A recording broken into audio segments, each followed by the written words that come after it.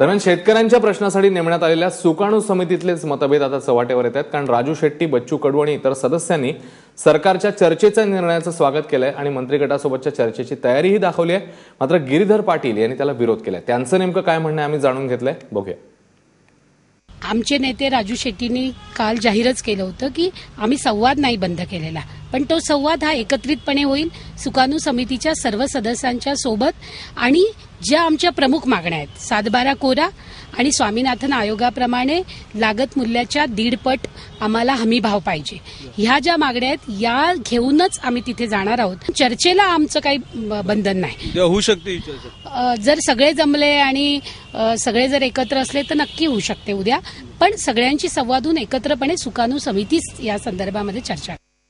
मंत्री गटाला भेटण्याच्या किंवा सरकारशी बोलणी करण्याच्या बाबतीमध्ये शेतकऱ्यांमध्ये संभ्रम पसरेल अशा प्रकारची दिशाभूल करणारी वक्तव्य येऊ नये म्हणून सुकाणू समितीच्या वतीने जी काय त्यांची अधिकृत भूमिका असेल ती आम्ही सगळ्यांना सांगू, पण ती निश्चित झाल्यानंतर अपूर्ण काळामध्ये तरी आपण काही चर्चेला जाणं वगैरे असं काही आपलं नाही. आणि कोणी जावं, कशासाठी जावं, काय मागण्या असतील वगैरे हे अजून सुकाणू समितीमध्ये लोकशाही मार्गाने ठरायचं आहे.